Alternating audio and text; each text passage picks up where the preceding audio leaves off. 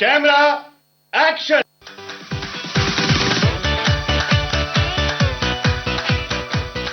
Bombay talkies में सभी सुनने वालों का स्वागत है।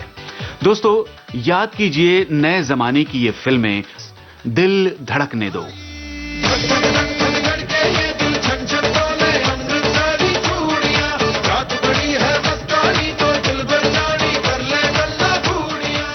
फुकरे, रब्बा और सहाना जाए कुछ तो बोल बोल बोल। केदारनाथ, काफिराना सा है। Once upon a time in Mumbai, एक मैं और एक तू। एक मैं हूँ और एक तू। तो इन फिल्मों और वेब सीरीज से जुड़ा एक नाम आपको याद आ रहा होगा। जी हां, फिल्म निर्देशक पूजा कदम। आज बॉम्बे टॉकीज में आप सुनेंगे जानी मानी फिल्म निर्देशक पूजा कदम से जी श्याम की बातचीत का दूसरा और अंतिम भाग।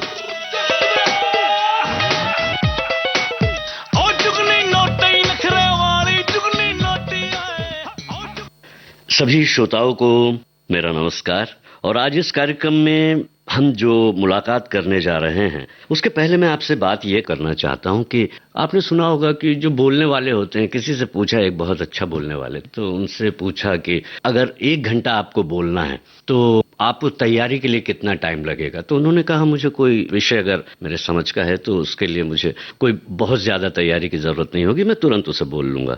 और अगर आधा घंटा आपको दिया जाए तो आपको कितना समय लगेगा। तो बोले हाँ, उसके लिए मुझे थोड़ी तैयारी तो करनी ही पड़ेगी।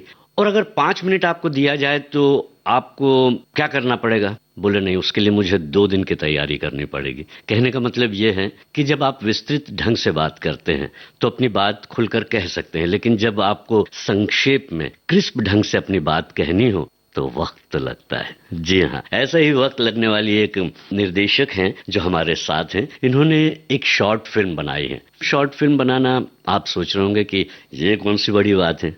नहीं, बड़ी बात नहीं है, लेकिन बड़ी बात इसलिए है क्योंकि गोवा फिल्म फेस्टिवल में लघु फिल्म की जो प्रतियोगिता थी उसमें इसे सराहा गया और निर्देशिका के रूप में जो है हमारे स्टूडियोज में जो बैठे हुए हैं उन्हें सम्मानित किया गया, यानी कि बेस्ट डायरेक्टर के रूप में। तो हम पूजा कदम जी आपका बहुत बहुत स्टूडियोज में स्वागत करते हैं। थैंक यू श्याम जी, मुझे यहाँ बुलाने के लिए और आपके सारे श्रोताओं से इंट्रोड्यूस करने के लिए। ये बात तो है, वो खुश भी होंगे कि एक यंग जो हैं, युवा निर्देशक जो हैं इस फिल्म क्षेत्र में हैं। और आपसे जब बातें होंगी, आपकी बातें सुनेंगे तो कई लोग जो हैं इंस्पायर भी होंगे, हम मान सकते हैं। अच्छा, ये बताइए कि केदारनाथ पे मैंने। जी हाँ, केदारनाथ की। जी, तो सुशांत एक्चुअली मेरे काफी अच्छे दोस्त थे, मेरे घर पे भी आए हैं वो मेरे हाथ का खाना खाने के लिए। मुझे बोला था कि सुशांत बहुत डिफिकल्ट एक्टर है, कि वो सेट पे सिर्फ अपना शॉट देने आएंगे और निकल जाएंगे तुरंत वैनिटी के लिए। ये आपको सुन के कुछ और नहीं लग रहा होगा, पर जब आप शूट कर रहे होते हैं वो उतना टाइम वेस्ट होता रहता है ना। आपका शॉट लगा है और एक्टर को फिर वैन से बुलाना पड़ता है, जाना आना,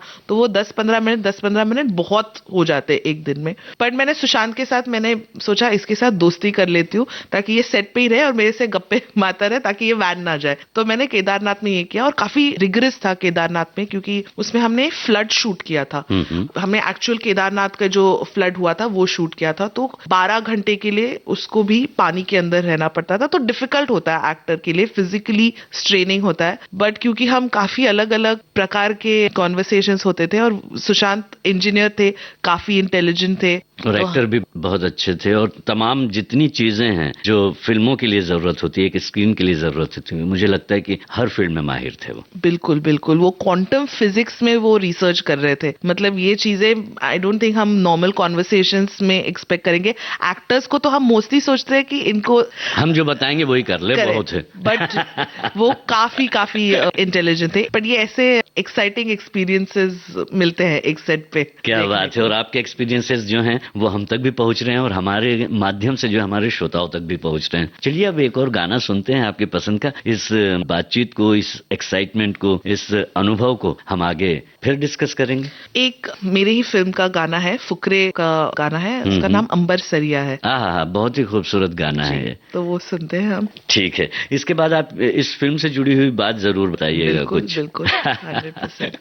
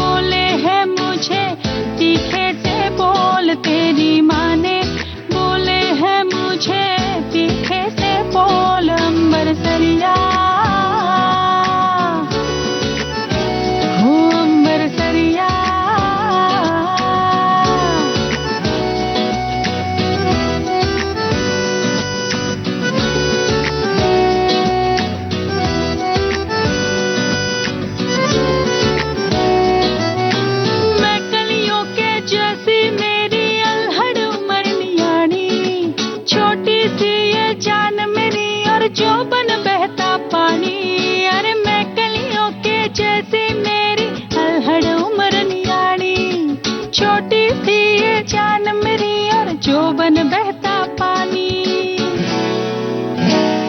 जब से चढ़ी जवानी ढूंढती दिल दहाड़ी, जब से चढ़ी जवानी ढूंढती दिल दहाड़ी।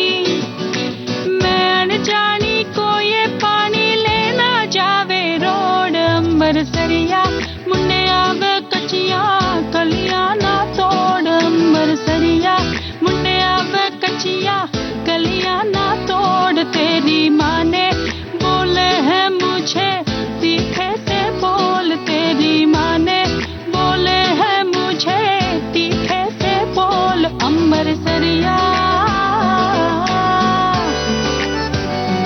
अंबर सरिया।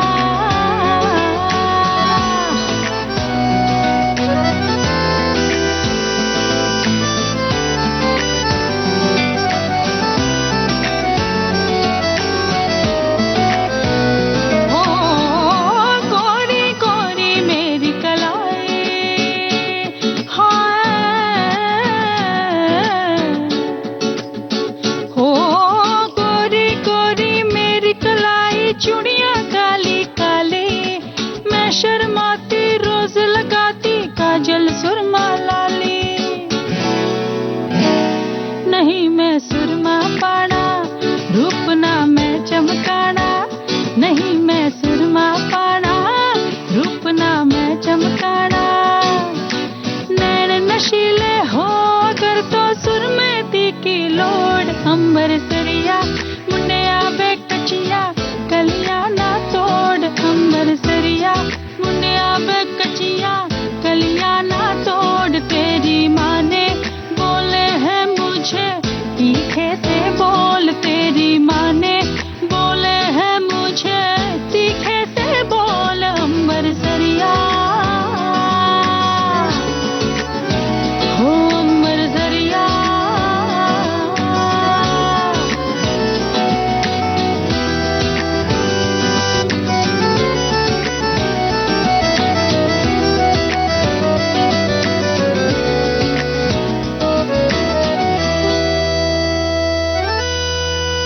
अंबर सरिया, जी हाँ, ये बहुत ही लोकप्रिय और बड़ा ही प्यारा सा गाना है जी। ये गाना एक्चुअली ओरिजिनली जब हमने फिल्म शूट की थी तब ये गाना फिल्म का पार्ट नहीं था। अच्छा, नहीं था, ये बाद में ऑफ कोर्स मिला हमें, मतलब प्रोक्योर किया, बनवाया और फिर उसके ऊपर हमने एडिट किया। तो ये गाना कभी भी पार्ट नहीं था इस फिल्म का। जब मैंने स्क्रिप्ट पढ़ी थी फुकरे की पहली बार, तो मुझे अलग फिल्म है, आपने देखी है? देखी है मैंने, काफी अलग फिल्म है, मतलब जिसको सट्टेबाजी क्या होती है और दिल्ली का जो ये लोकल अंडरग्राउंड चलता है, लॉटरी चलती रहती है, जो नहीं पता, ये थोड़ी सी ऑफ है। और उसमें मतलब चूचा जो है उसको कुछ सपने आते हैं, उसके ऊपर वो कुछ नंबर लगा के, तो ये थोड़ा मेरे को ये दुनिया ही कुछ अलग लगी थी, बट बहुत फनी स्क्रिप्ट थी। मतलब मैं अभी भी ये कहती हूँ कि for me Fukrey on paper सबसे बढ़िया स्क्रिप्ट थी। क्या बात। एंड किसी को तब लगा नहीं था कि इतनी बड़ी हिट हो गई, पर फुकरे अभी एक फ्रैंचाइज हो गई है। बिल्कुल। फुकरे 1 बनी, 2 अभी रिसेंटली फुकरे 3 भी आई है। इसमें सारे जो एक्टर्स थे काफी यंग थे, जो 4 फुकरास थे जो हम बोलते थे, काफी यंग थे। तो सेट पे एक अमेजिंग एनर्जी रहती थी। हम 1.5 महीने के लिए दिल्ली में शूट कर रहे थे और पुलकित सम्राट जो है, काफी अच्छे दोस्त है मेरे, वो दिल्ली के हैं। तो शूट पे रोज कहीं से आलू के पराठे आते थे, कहीं से कबाब आ रहे हैं, कहीं से, मतलब मैं जब वापस आई दिल्ली से मेरे कुछ 3-4 किलो बढ़ गए थे, क्योंकि ये दिल्ली वाले ने सबको दिल्ली का जो हेवी खाना है वो खिला दिया था। और एक इंटरेस्टिंग चीज है, जिस तरीके से पंकज जी ने अपना कैरेक्टर प्ले किया था, ये ऑन पेपर नहीं था। अच्छा, ये उन्होंने अपना वो एक वॉचमैन का रोल प्ले करते हैं उस कॉलेज के, तो उनका एक इंग्लिश में एक वर्ड डालते थे उनके हिंदी में, तो ये उनका एक एडिशन था। और जब हमने पहले दिन पंकज जी के साथ एक सीन शूट किया, जो वहीं पे कॉलेज के गेट का एक सीन था, और हम सबने वो देखा एंड वी वर लाइक, अरे ये तो मतलब पंकज जी ने एक सिक्सर मारा है। वो एक इंटरेस्टिंग एकदम फनी वे एक आधा एक ऐसा इंग्लिश वर्ड ड्रॉप करते थे और लगता था अरे ये मतलब he is an amazing actor, amazing. मैं उनके साथ भी काफी काम कर चुकी हूँ, मिर्जापुर में भी मैंने उनके साथ काम किया है। तो फुकरे एक बहुत ही बढ़िया एक्सपीरियंस था। नॉट ओनली मतलब कास्ट तो अमेजिंग थी, but as a crew also हम काफी क्लोज थे, तो वो मजा आया था। फिल्म एक कॉमेडी फिल्म बनाने का कुछ अलग ही मजा है। अच्छा, ये बताइए कि जब वो जो कहानी आती है, तो वो कहानियां भी आप पढ़ते हैं जी पूरी तरह से। जो एक डायरेक्टर को करना होता है वो आपको पता रहता है। करेक्ट। सो क्या होता है, जैसे एक बार स्क्रिप्ट आ गई हमारे पास, जब आप असिस्टेंट डायरेक्टर हाँ, होते हैं, मैं तब की बात कर रहा हूँ। बिल्कुल मैं उसी जी। की बात कर रही हूँ। जब एक स्क्रिप्ट आती है, हमारा काम क्या होता है एज अ असिस्टेंट डायरेक्टर कि डायरेक्टर का जो विजन है उसको कैसे एग्जीक्यूट करना है। अच्छा। सो जो विजन होगा उसको हम स्क्रिप्ट को ब्रेक डाउन करते हैं कि इसमें एक्टर्स जैसे एक हो गया, प्रॉप्स कौन से लगेंगे, कॉस्ट्यूम कितने होंगे, लोकेशंस कितने लग रही हैं, एक्स्ट्रास कितने लगेंगे। तो हम उस तरीके से उसको ब्रेक डाउन करते हैं एज डायरेक्शन टीम, और हर डिपार्टमेंट को उनका ब्रेक डाउन देते हैं। जैसे आर्ट को बता दिया कि इतने सेटअप्स हैं, मतलब इसका घर है, इसका कॉलेज है, इसका स्कूल है, ये ब्यूटी पार्लर है, ये रेस्टोरेंट है, ये सेटअप है, इसमें ये आपको सेट ड्रेसिंग करनी है। जैसे कि सेट ड्रेसिंग मतलब कौन सी कुर्सी, कौन सा टेबल, जो भी सेट पे आपको दिखाई दे वो, और क्या क्या प्रॉप्स यूज करेंगे। तो हम इस तरीके से हर स्क्रिप्ट को ब्रेक डाउन करते हैं, और वो उनका जो ब्रेक डाउन होता है उस डिपार्टमेंट को देते हैं। फॉर इंस्टेंस जैसे कॉस्ट्यूम हो गया, आप फिल्म में देखते हैं एक एक्टर कई सारे कॉस्ट्यूम्स पहनते हैं, तो वो कितने कॉस्ट्यूम्स चाहिए वो ब्रेक डाउन उनको देना। सो ये तो कंप्लीट जो फिल्म में जितनी चीजें हम देखते हैं यस वो सभी चीजें जो हैं उसका- आपको पता रहती है, और आप ब्रेक डाउन करते हैं जी, उसको कि यहाँ पर ये और यहाँ पर ये। अगर किसी घर की बात है तो घर, कॉलेज की बात है तो कॉलेज, अगर आप कहीं और जा रहे हैं कोर्ट या कहीं Correct. तो वहां पर क्या होगा, Correct. ये तमाम बातें बताते हैं। तो उससे जुड़ी हुई जो चीज, जैसे डांसेस हैं, गीत हैं, तो उसके लिए क्या करते हैं? जैसे हम देखते हैं कि पीबीएस मतलब प्लेबैक सॉन्ग्स फिल्म में कितने हैं, 3 है 4 है। आजकल कई बार क्या होता है, पीबीएस में नाच गाना नहीं होता है, सिर्फ एक मोन्टाज होता है, तो वो उस तरीके से ट्रीट किया जाता है। अगर गाना शूट करना है तो फिर कोरियोग्राफर आता है ऑन बोर्ड, फिर उसका कॉन्सेप्ट डिसाइड किया जाता है कि इसे कैसे शूट करेंगे हम, एंड फिर बेस्ड ऑन दैट फिर हम उसका ब्रेक डाउन करते हैं कि कितने डांसर्स आएंगे, कौन से लोकेशन में हम वो शूट करेंगे, उस गाने के उस स्टैंजा के लिए कौन से एक्टर्स आने वाले हैं। मतलब आप हर शॉट में हर एक्टर नहीं देखते हो, करेक्ट? तो इस शॉट में इस स्टैंजा के लिए ये एक्टर आएगा, इस शॉट के लिए इस स्टैंजा के लिए ये एक्टर आएगा। एक्टर्स की डांस रिहर्सल होती है, तो 3-4 दिन वो रिहर्सल हो जाती है। और तो बहुत है, मतलब कॉस्ट्यूम क्या होगा, डांसर्स क्या पहनेंगे, एक्टर्स क्या पहनेंगे, आपको स्पेशल इफेक्ट, ब्लोअर फैन चाहिए होता है, किसमें ब्लोअर फैन आएगा, कहीं आपको पायरो के फायर कहीं आएगी। तो उस तरीके ये से कैसे डिसाइड होता है कि एक गाने में इतनी सारी कई चीजें होती हैं एक गाने में? कई बार यहाँ गाना शुरू होता है और विदेश में भी जो है वो डांस कर रहे होते हैं। करे, ये पहले हुआ करता था, अभी वैसे नहीं अभी भी होता। अगर ऐसा करना हो तो हाँ, तो ये डिसाइड कैसे कब करते हैं? अभी जैसे मैंने बोला कि ऑब्वियसली फिल्म को ध्यान में रखना पड़ता है कि किस तरीके की आप फिल्म बना रहे हैं।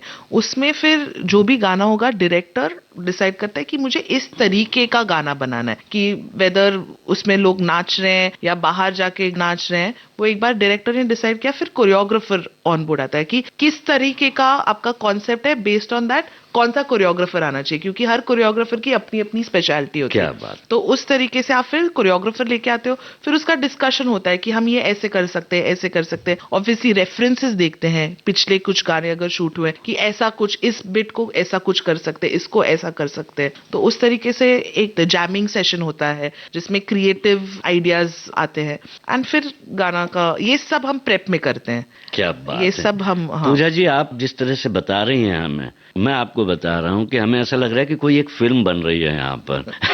बहुत अच्छे से आप डिस्क्राइब कर रही हैं, अपनी बातें बता रही हैं यहाँ पर। लेकिन हम जो है अपने श्रोताओं को बीच बीच में गाने भी सुनवाते रहते हैं, और जब आप ही की फिल्मों के गाने हैं जिसमें आपने काम किया है और आपका काम भी वहाँ दिखता है और आने वाले दिनों में भी दिखेगा, फिलहाल कौन सा गाना है जो अपने श्रोताओं को आप सुनवाएंगे? हम मेरी फिल्म तन्नू वेड्स मन्नू का गाना सुनेंगे, सड्डी गली। आहा, गजब। मतलब पूरा माहौल, पहले आपने कहा कि इतना खाया कि वेट बढ़ गया था, अब इस गाने से क्या बढ़ेगा? इससे एक्साइटमेंट बढ़ेगा। क्या बात। तो चलिए बढ़ा देते हैं।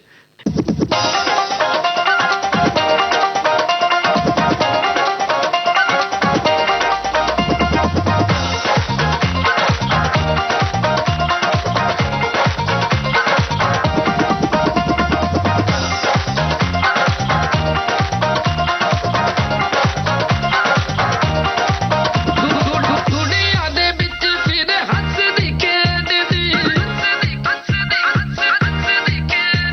ਉਹ ਗੁੱਤ ਦੀ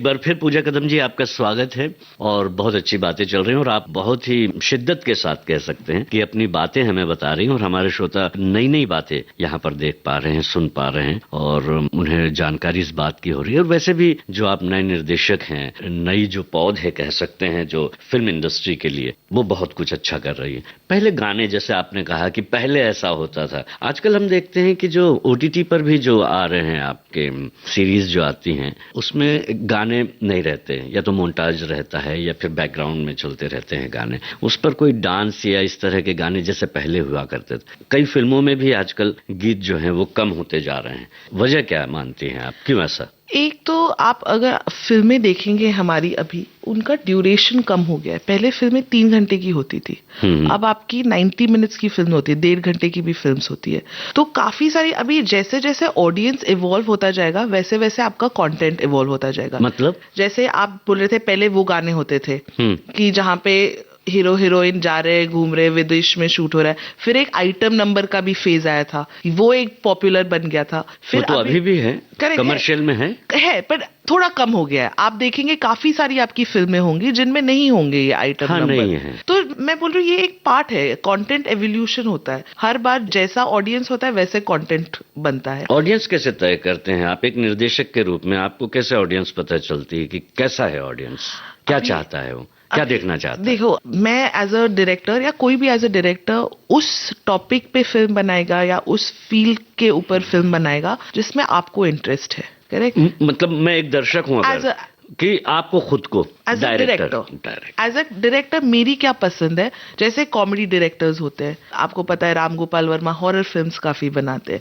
हर किसी डायरेक्टर का, जैसे जोया अख्तर हो गई, वो स्लाइस ऑफ लाइफ फिल्म्स बनाती हैं। तो हर किसी का अपना अपना एक जोन होता है, उस तरीके के आप बनाते हैं। एंड जैसा आपका कंटेंट होता है, बेस्ड ऑन दैट फिर आपको पता है कि आपका मासी ऑडियंस है, या जैसे अगर सलमान खान वाली फिल्म आ रही है, आपको पता है वो तो प्रॉपर मासी फिल्म होती है। बट वही अगर जोया अख्तर जैसे हो, आपको पता है कि ये आपका मल्टीप्लेक्स वाला ऑडियंस है, ये आपका मासी ऑडियंस नहीं है। तो उस तरीके से आपको पता होता है कि कौन आपकी फिल्म देखेगा। डेमोग्राफिक्स पता होते हैं कि मोर फीमेल, मोर मेल, वो सब पता होते हैं कि कौन आपका ऑडियंस है। तो जब आप विषय चुनते हैं फिल्म बनाने के लिए, कोई कहानी चुनते हैं, तो इसका ध्यान पहले रखते हैं कि ये जो कहानी है ये मैच करती है नहीं, या फिर आप निर्देशक जो है अपनी इच्छा की कहानी बताता है, फिर लेखक उसे लिख कर आता है, क्या है? अलग अलग तरीके हैं। पहली तो ऑफ कोर्स आप हमेशा वही कहानी बताएंगे जो आप बताना चाहते हैं। ऑडियंस डिपेंड करता है, वो रेट्रोफिट नहीं होता है कि इस ऑडियंस के लिए ऐसी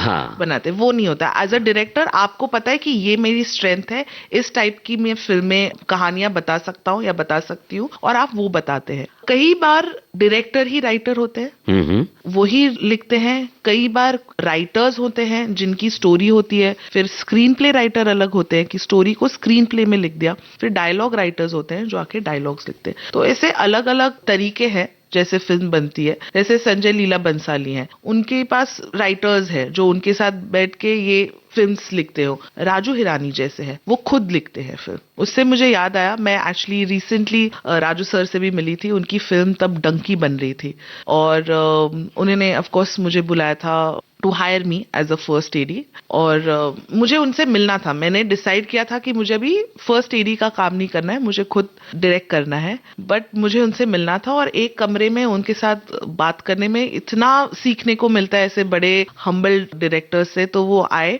और उनके ऑफिस में ना एक बंदा लंगड़ा के चल रहा था। मैं 15 मिनट बैठी थी और वो बस गोल घूम रहा था। वो आए और मुझे बताया ये एक एक्टर है, उसको फिल्म में लंगड़ा के चलना है ना, इसलिए वो उसका रिहर्सल करना है। तो जो एक्टर्स भी राजू हिरानी के साथ काम करते हैं ना, उनको पता है कि ये लेवल ऑफ डेडिकेशन मेरा होना चाहिए। बट राजू सर की खासियत मैं बताऊं, उन्होंने थ्रू समवन वो मुझे पहचानते थे। उनको पता था मैं कहाँ रहती हूँ, क्योंकि तब मैं दहीसर में रहती थी, टोल नाके के उस तरफ। तो उन्होंने बोला था तुम वहां पे रहती हो ना, लोधा एक्वा में? हाँ मुझे पता है, वो घर काफी अच्छे है, वहां पे आपके यहाँ लॉन वगैरह है। तो वेरी हम्बल। एंड उन्होंने बोला था मुझे कि मुझे बताया गया है कि तुम अभी फर्स्ट एडी का काम नहीं करना चाहती, डायरेक्ट करना चाहती हो, और मेरे ईपी एग्जीक्यूटिव प्रोड्यूसर ने बोला है you have to convince her. मैंने बोला it is such a big honour for me to hear you say this, कि आपको मुझे कन्विंस करना पड़े, ऐसा नहीं है। मैंने उन्हें बोला कि मैं एज अ फिल्म मेकर अभी अपनी कहानियां बताना चाहती हूँ, एंड उन्होंने उससे पहले मुझे बोला कि I try to sell this for you, ये मेरी फिल्मों में सबसे बढ़िया लिखी हुई मेरी स्क्रिप्ट है डंक की। मैंने बोला आप मतलब जिन्होंने पीके बनाई हो, 3 इडियट्स बनाई हो, उस इंसान जो अगर बोल रहा है, मैंने बोला ये मतलब बहुत बड़ी बात है। बट मैंने उन्हें बोला कि मैं अभी खुद की कहानियां बताना चाहती हूँ, and he was very humble and he said of course मैं तुम्हें कभी नहीं रोकूंगा, मैं किसी फिल्म मेकर को खुद डायरेक्ट करने से नहीं रोकूंगा, बट इफ एट ऑल तुम कंसिडर कर रही हो कि तुम्हें फर्स्ट एडी करना है तो रिमेंबर कि ये मेरी सबसे बेहतरीन स्क्रिप्ट है। मैंने बोला वाह ओके, ये बहुत और काफी मतलब हम ऑलमोस्ट 1 घंटे के लिए गप्पे मार रहे थे, और जब क्योंकि उनको पता था कि मैं नहीं करना चाहती, फिर भी गप्पे यहाँ वहाँ की बातें। उन्होंने बोला तुम्हारी शॉर्ट फिल्म आके मुझे दिखाओ, I would love to watch it. So जितना आदमी बड़ा होता जाता है ना, उतना मुझे लगता है वो हम्बल होना इम्पोर्टेंट है, और वो मैंने सीखा इनसे कि इतना मतलब जिस इंसान ने 3 इडियट्स पीके बनाई है वो बोल रहा है कि मुझे तुम्हें कन्विंस करना है और इसलिए मैं तुम्हें बता रहा हूँ कि ये सबसे बढ़िया स्क्रिप्ट है मेरी। I was very flattered in that moment. लेकिन आपने डंकी नहीं की? नहीं की, मैं नहीं कर पाई। मैं तो ऐसा लगता है कि क्यों नहीं किया, ऐसा कुछ लग रहा है? नहीं, बिल्कुल नहीं। मेरा मुझे लगता है वो मेरे लिए सही डिसीजन था मेरे पर्सनल जर्नी में, क्योंकि मुझे डायरेक्ट करना था तो मैंने वो नहीं किया। एंड ऑनेस्टली मैं कई सालों से राजू सर के साथ काम करना चाहती थी, पर जब मैं एडी थी तब मौका नहीं मिला, और जब मौका मिला तब तक मेरी जर्नी कुछ और थी, थोड़ी आगे बढ़ गई। जी चलिए, शुभकामनाएं आपको देते हैं आपकी इस जर्नी के लिए, लेकिन बातचीत अभी जारी है। गाना एक अपनी पसंद का आप सुना दीजिए। शाहरुख खान मेरे फेवरेट एक्टर है, उनका गाना है जवान में से चलिया।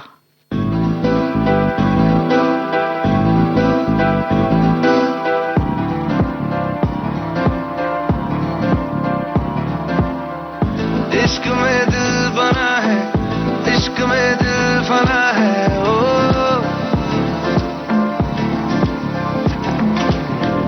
मिटा दे या बना दे, मैंने तुझको चुना है, ओ तेरे सारे रंग ओढ़ के डंग ओढ़ के तेरा हुआ मैं सबको छोड़ के, इश्क नहीं करना नाप तोल के, राज खोल के आया हूँ मैं सबको बोल के, ओ मैं था चलिया तेरी ओर तेरा चलिया, है जोर तेरा होया मैं यार में, भूले आए संसार में, चलिया तेरी ओर तेरा चलिया, है जोर तेरा होया मैं यार में, भूले आए संसार में। जग तेरे लिए छोड़िया, दिल तेरे संग छोड़िया, अब तेरा मैं तो हो गया, आगे तुझे मैं खो गया। जग तेरे लिए छोड़िया, दिल तेरे संग जोड़िया, अब तेरे मैं तो हो गया, आगे तुझे मैं खो गया, खो गया। इश्क में दिल बना है, इश्क में दिल फना है, ओ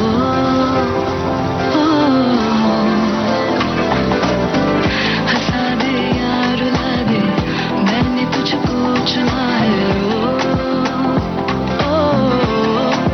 दुनिया कहती इश्क भूल है, बेफजूल है, हमको तो दिल से कबूल है, ओ तुझ में दिखता रब का नूर है, एक सुरूर है, तू है अपना ये गुरूर है, ओ दुनिया का चलिया तेरी ओर तेरा चलिया, है जोर तेरी वही मैं यार है, भूले आए संसार में, चलिया तेरी ओर तेरा चलिया, है जोर तेरी वही मैं यार है, भूले आए संसार में। इश्क ख्वाब ख्वाब सा है, मेरा बेहिसाब सा है, तेरे लफ्ज झूम लूं मैं, उर्दू की किताब सा है। इश्क ख्वाब ख्वाब सा है, मेरा बेहिसाब सा है, तेरे लफ्ज चूम लूं मैं, उर्दू की किताब सा है। जग तेरे लिए छोड़ी, इश्क में दिल बना है, छोड़ी इश्क में दिल बना है, आगे तुझे मैं खो गया। जग तेरे लिए छोड़ी, आगे आ बना से छोड़ी, मैंने तुझको चुना है, आगे तुझे मैं खो गया, खो गया। इंटरेस्टिंग चीज ऐसी हुई कि जो मेरे टॉप के 2 डायरेक्टर्स थे उस लिस्ट में, मीरा नायर और दीपा मेहता, उन दोनों के तरफ से मुझे फोन आया उनके साथ काम करने के लिए। अनफॉर्चुनेटली मुझे मना करना पड़ा क्योंकि मैंने डायरेक्ट करना शुरू कर दिया था, बट एक बहुत ही हम्बलिंग और एक बहुत सेटिस्फाइंग फीलिंग थी कि जब मैंने शुरू किया था एज अ 18-19 ईयर ओल्ड और मेरे जो टॉप 2 डायरेक्टर्स थे उनके साथ काम करने का एक मौका मिला। इनफैक्ट मीरा नायर कोविड का दौरान था, वो एक फिल्म बना रही हैं इंडिया में, उसके लिए हम काफी 2-3 बार हमने वीडियो कॉल किए, बात किए। और जैसे मैंने इन लोगों के साथ ना, आप थोड़ा भी टाइम स्पेंड करो आपको इतना सीखने को मिलेगा। जब फर्स्ट हमारा जो कॉल हुआ, मीरा नायर ने बोला, hi Pooja, I am Mira, are you aware about my work, the kind of films that I have made. मैंने बोला मीरा नायर पूजा कदम को पूछ रही है, are you aware about my work and the films. मतलब हाउ हम्बल, मतलब कितनी हम्बल इंसान थी। And that is such a big learning experience for me कि हम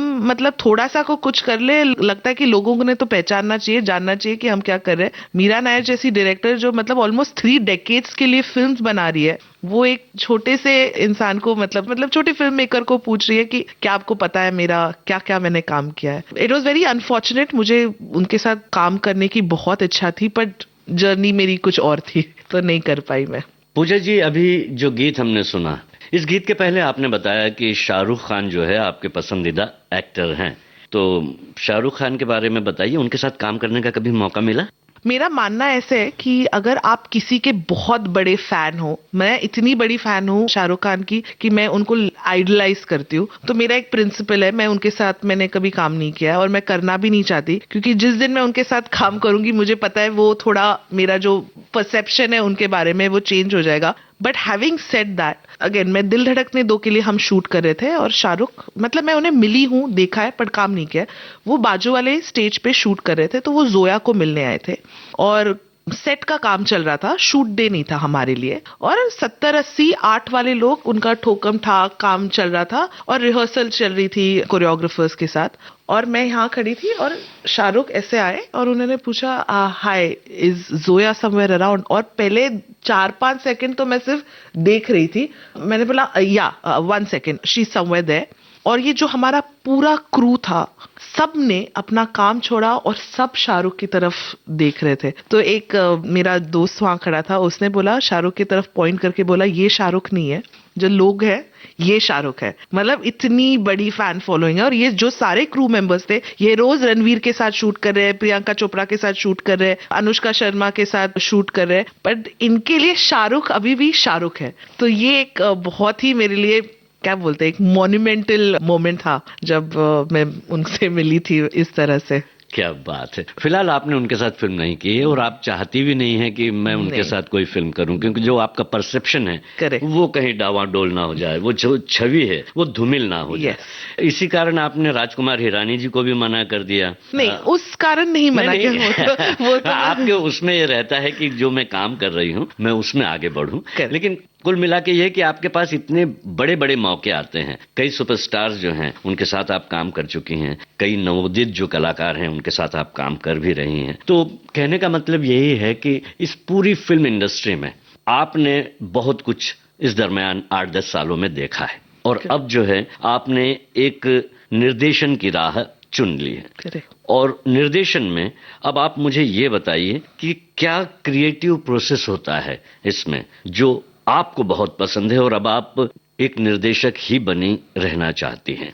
एक्टर कभी नहीं बनना चाहती थी आप ना? कभी नहीं, मैंने सोचा भी नहीं। मैं बहुत ऑकवर्ड हूँ कैमरा के सामने। ऑफ कोर्स जिन जिन फिल्मों में काम किया है उनमें कहीं ना कहीं थोड़ी बहुत छोटी मोटी स्क्रीन के सामने आई हूँ, बट मेरे एक्टिंग मेरे कभी भी मैंने सोचा नहीं है। क्रिएटिव प्रोसेस बहुत क्रिएटिव प्रोसेस है। डायरेक्शन, अभी फिलहाल मैं मेंटल हेल्थ डे था लास्ट ईयर का 2023, और मुझे फिल्म में या जो भी मैं कंटेंट बनाऊं, मैं ऐसा कंटेंट बनाना चाहती हूँ जिससे सोसाइटी में थोड़ा बहुत चेंज आ जाए या कुछ हो वैसा, या अवेयरनेस बढ़े। तो मैंने एक छोटा म्यूजिक वीडियो बनाया on mental health, just awareness बढ़ाने के लिए, क्योंकि कोविड के बाद मैंने मेरे दोस्तों में, हमारे इंडस्ट्री में हमने देखा कि काफी सारे लोग डिप्रेशन, एंजाइटी के विक्टिम्स रहे हैं। तो मैंने उसी के ऊपर एक म्यूजिक वीडियो बनाया कि आपको रीच आउट करके मदद मांगने में कोई हर्ज नहीं है। एंड लाइक आई सेड कि आप कोई भी चीज करना चाहो उसको फिल्म मेकिंग में आप इनकॉर्पोरेट कर सकते हो। जैसे मुझे एक ये मैसेज देना था और मैंने उसके ऊपर एक म्यूजिक वीडियो बना दिया। सो मेरे लिए everything is a creative process. आप मुझे कुछ भी बोलो वो मेरे दिमाग में उसी तरह से एक फिल्म बन जाती है, चलता रहता है। करेक्ट। जीवन का हर क्षेत्र जो है जिसमें आपकी रुचि है या जिसे आप देखना चाहती हैं, अच्छा जिसे आप सुधारना चाहती हैं, वो आपके दिमाग में एक फिल्म बना देते हैं, क्योंकि आप एक निर्देशक के रूप में फिल्म के द्वारा ही अपनी बात कहना चाहती हैं। मैं लोगों से जब भी मिलती हूँ मैं कहानियां सोचती रहती हूँ कि ये इंसान कहाँ से आता होगा, इसके घर पे कौन होगा, इनके यहाँ पे मतलब क्या चलता होगा, इनके माँ बाप कैसे होंगे, इनके बच्चे कैसे होंगे। तो एक कहानी ढूंढती रहती हूँ मैं हर जगह। तो एक वो प्रोफेशनल हजार्ड हो गया है वो। सो अच्छा है बुरा है? आई थिंक बहुत अच्छा है।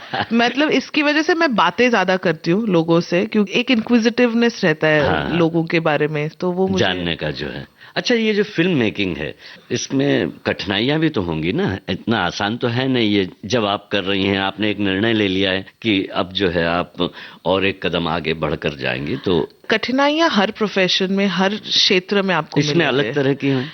इसमें है अलग तरह की। जैसे मैंने बोला, एक तो मतलब कई बार देखिए मैं एक बात बताता हूं आपसे कि आपकी जो फील्ड है उसकी कठिनाइयां आप हमें बताएंगी तो उसका सॉल्यूशन आपको मिलेगा नहीं, है ना। बाकी के दूसरे जितने भी लोग हैं जो सामान्य जीवन जीते हैं, वो एक दूसरे को अपनी कठिनाइयां बताते हैं तो दोस्त यार उनका सॉल्यूशन दे देते हैं, जवाब दे देते हैं। लेकिन आपकी फील्ड एकदम ही अलग है, ग्लैमरस है, उतनी दूर है, लोगों को लगता है ये पर्दे की जो दुनिया है ये हमसे बहुत दूर है, तो आप अपनी बातें किसे बता पाएंगे, है ना। तो ये इसी वजह से मैंने पूछा कि आपकी जो कठिनाइयां हैं और जो सामान्य जन की कठिनाइयां हैं उसके बीच में फर्क बहुत है। करेक्ट। आपकी जो कठिनाइयां हैं वो बताइए फिल्म मेकिंग की। कठिनाइयां नहीं कह सकते, चैलेंज कह सकते हैं। चैलेंज कह लीजिए। आई थिंक अभी क्या हो रहा है कि इतना टेक्नोलॉजिकल चेंज आ रहा है फिल्म मेकिंग में।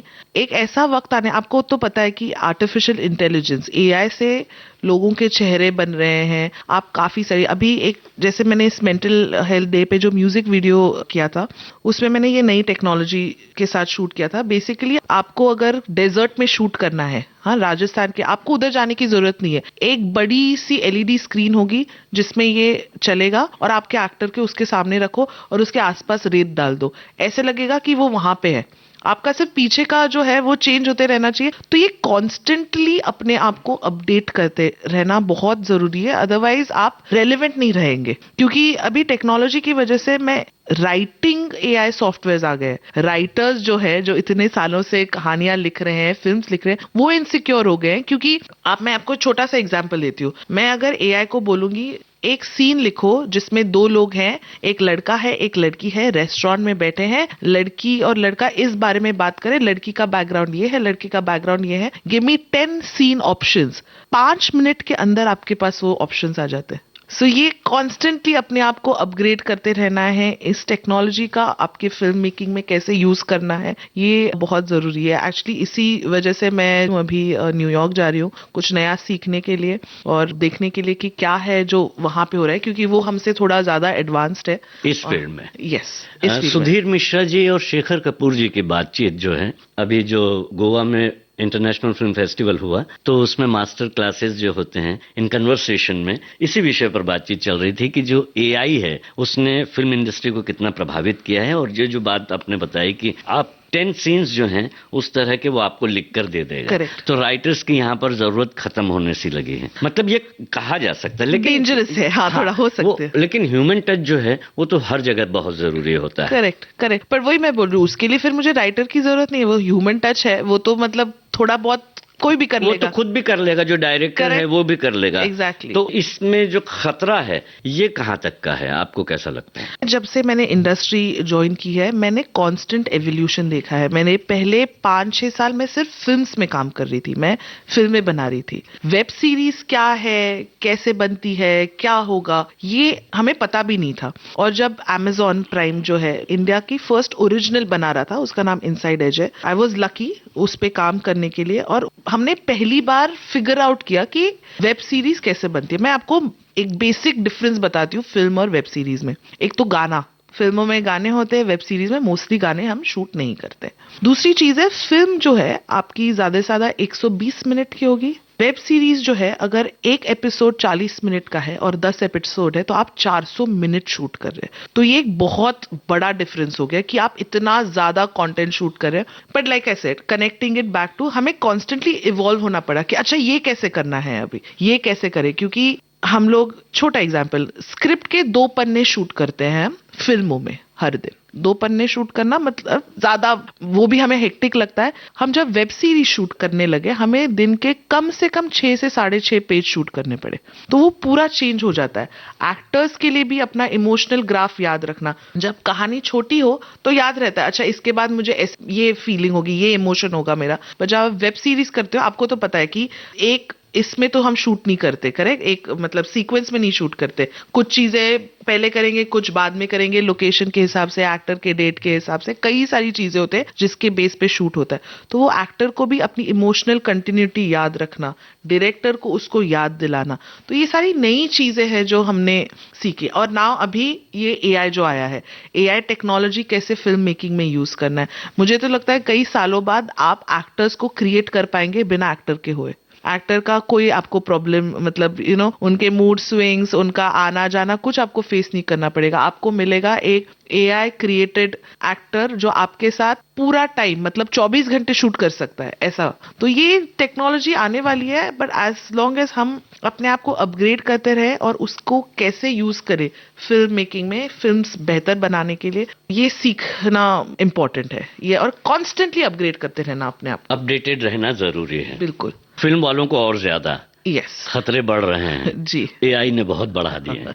चलिए, हम खतरों से नहीं खेलते, हम फिलहाल एक ऐसा गाना सुनते हैं जो बड़ा ही कर्णप्रिय सा हो, जो आपकी पसंद का हो। ये मेरी एक फिल्म कॉकटेल का गाना है, उसका नाम है जुगनी। हाँ हाँ हाँ, तो वो सुनते हैं। बहुत ही अच्छा है। और संगीत प्रीतम का। हाँ जी।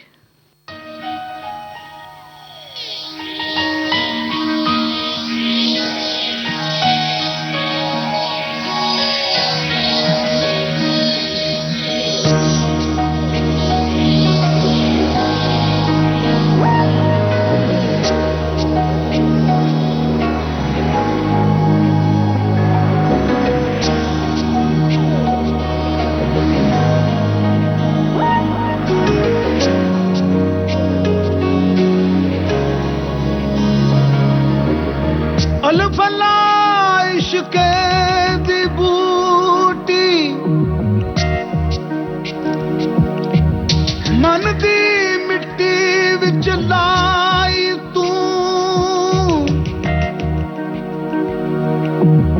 इस मिट्टी दा ना मौसम कोई,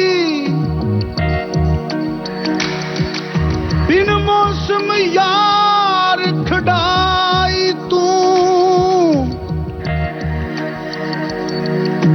ओ जुग जुग जीवे जीवे जुगनी जिसने,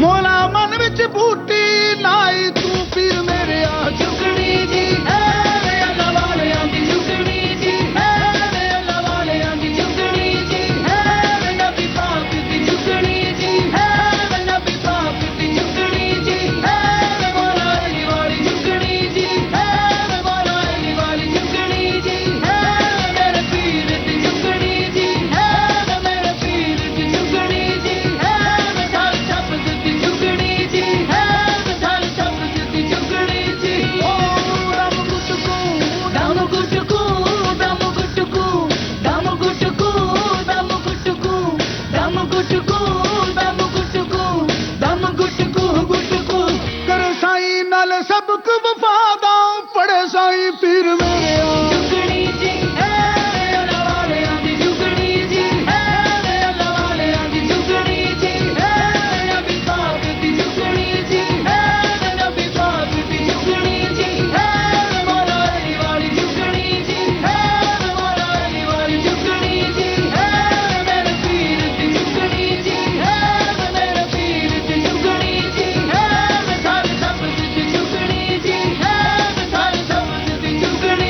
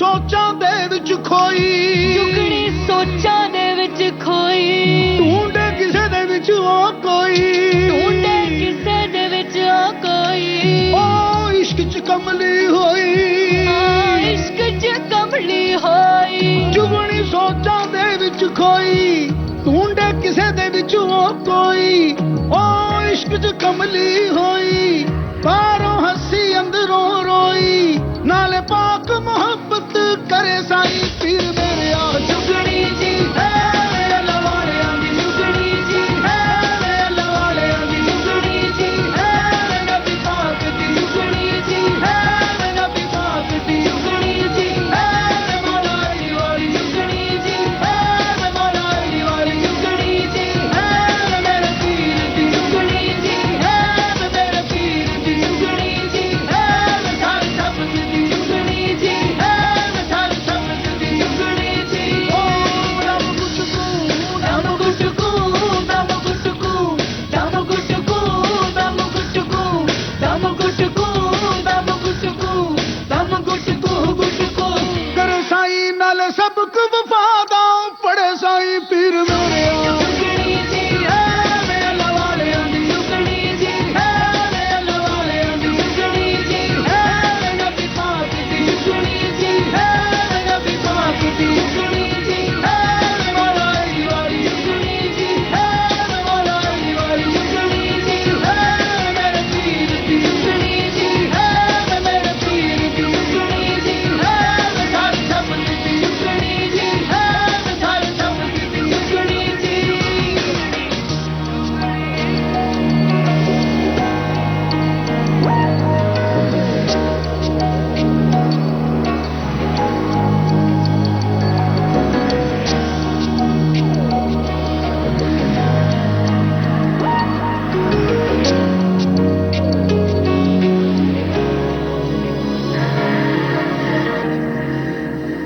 पूजा कदम जी का एक बार फिर से हम स्वागत करते हैं विविध भारती के स्टूडियोज में। और पूजा जी बहुत अच्छी अच्छी बातें भी बता रही हैं, टेक्निकल बातें भी बता रही हैं, फिल्म मेकिंग की बातें बता रही हैं, लेकिन फिल्म मेकिंग उनकी रुचि है, उनका पैशन है और उसके लिए वो कुछ भी त्याग सकती हैं। आपने बातों में भी देखा होगा कि जिन्हें वो चाहती रही हैं, जिनके साथ काम करना वो चाहती रही हैं, लेकिन धीरे धीरे धीरे सीखते सीखते सीखते उनका सम्मान, उनकी इज्जत बरकरार रखते हुए अपने काम को एक स्तर पर पहुंचाना चाहती हैं। पूजा जी, वैसे तो आपके साथ में, चूंकि आप एक असिस्टेंट डायरेक्टर के रूप में रही हैं, कई फिल्मों में आपने जो है काम किया है, तो कई जो कलाकार हैं, छोटे बड़े हर तरह के कलाकार जो हैं, किरदार जो हैं, वो आपको दिखते हैं और आप उन्हें मैनेज भी करते हैं। तो ऐसे कोई कलाकार, कोई अभिनेता अभिनेत्री जो आपके सामने से गुजरे हों, या यूं कहिए कि जिनसे आप प्रभावित हुई हों उनके व्यवहार से?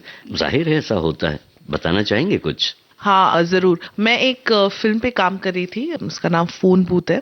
एक छोटे से पैच वर्क के लिए एक्चुअली मैं गई थी और उस दिन हम कुछ एक्शन सीक्वेंस शूट कर रहे थे और जैकी श्रॉफ के साथ शूट कर रहे थे। तो जनरली एक्शन सीक्वेंस किसी सीनियर एक्टर के साथ हम शूट करते हैं तो हम थोड़ा केयरफुल रहते हैं, उनको एक्स्ट्रा प्रिकॉशन के साथ रहते हैं और उनको हार्नेस पहनना था। हार्नेस बेसिकली उनको उड़ के कहीं गिरना था तो हम उनको हार्नेस से बांधते हैं, कमर में बांधकर, कमर में बांधते हैं और एक्शन डायरेक्टर रस्सी से खींच के वो सब, और काफी हेक्टिक था और पेनफुल था क्योंकि वो हार्नेस जो है वो कंफर्टेबल नहीं होता है। और मैं उनको जाके बता के आई कि ये ऐसे ऐसे होने वाला है। उन्होंने सुन के लिया, पर उन्होंने बोला देखो मैं एक्टर बनाऊं, ये मेरा डिसीजन था, तो इतना तो बनता है, इतनी तो मेहनत करनी पड़ेगी। तुम में से किसी ने नहीं मुझे बोला था ना एक्टर बनने को, मेरे डिसीजन है तो मुझे इतना तो मेहनत करनी ही पड़ेगी। तो वो बहुत अच्छा था, इतना मतलब सीनियर एक्टर जो टैंट्रम थ्रो कर सकता था, अरे ये क्या है, ये यहाँ चुभ रहा है, वहां चुभ रहा है। और मैंने काफी यंग एक्टर्स के साथ काम किया है जो हार्नेस के साथ ना उनका हमेशा ये प्रॉब्लम होता है।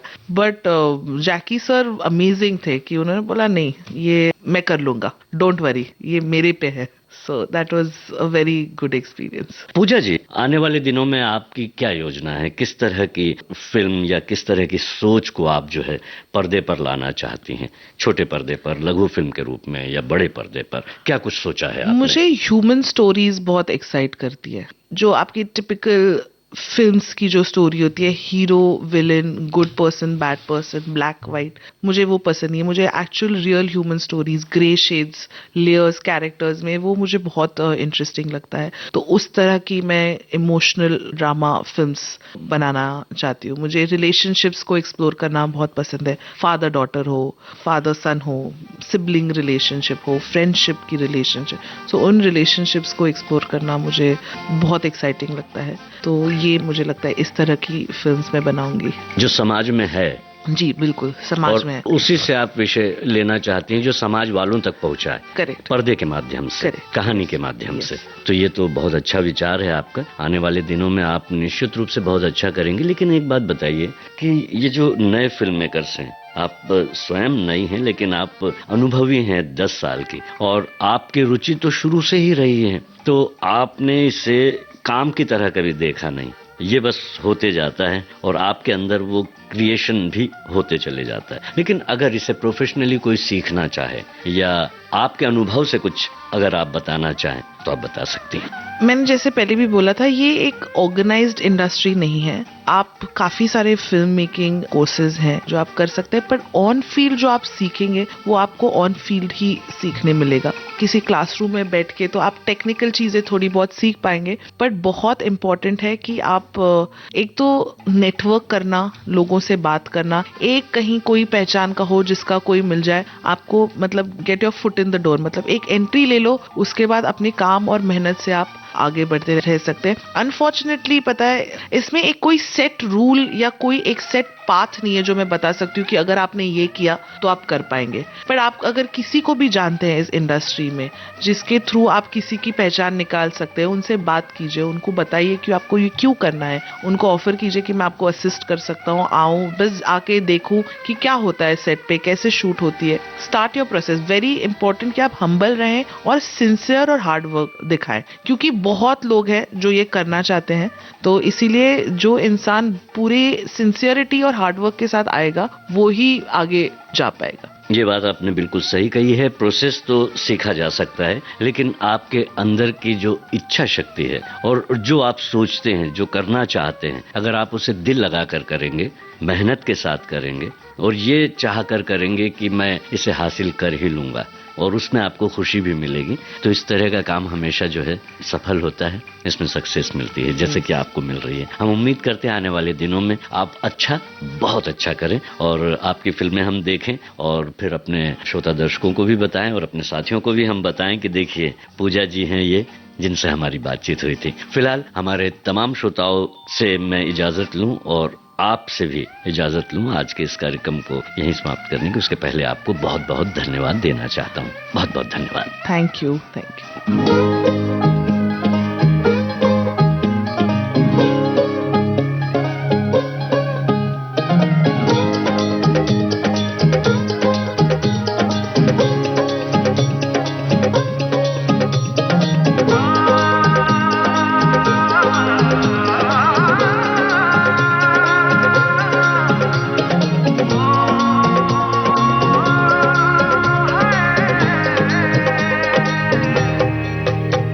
दो नैन सितारे है चांद सा मुखड़ा, क्या कहना उसका आफरीन। दावत में जैसे हो शाही टुकड़ा, उसके जैसी न कोई नाज़नीन। शाही जोड़ा पहन के आई जो बंधन के, वही तो मेरी स्वीट हार्ट है।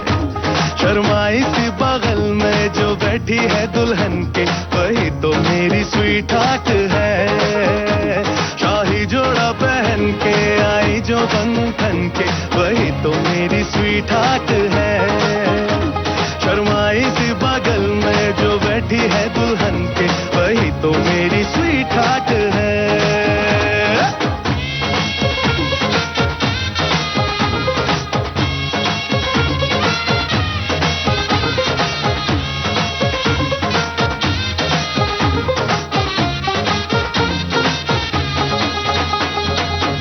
मैं कहूँ शुक्रिया, उसका मुझ पे एहसान है।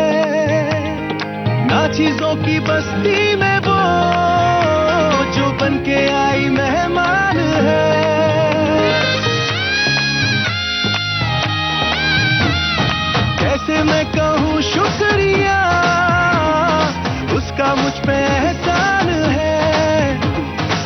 चीजों की बस्ती में वो जो बन के आई मेहमान है। लगता है शादी घर में उसके आने से जैसे चल के आई है खुशकिस्मती। सारी महफिल की वो जान बनी है, क्या कहना उसका आफरीन। मुफलिस के दिल का अरमान बनी है, उसके जैसी न कोई नाज़नी। शाही जोड़ा पहन के आई जो बंधन के, वही तो मेरी स्वीट हार्ट है। शर्माई सी बगल में जो बैठी है दुल्हन के, वही तो मेरी स्वीट हार्ट है।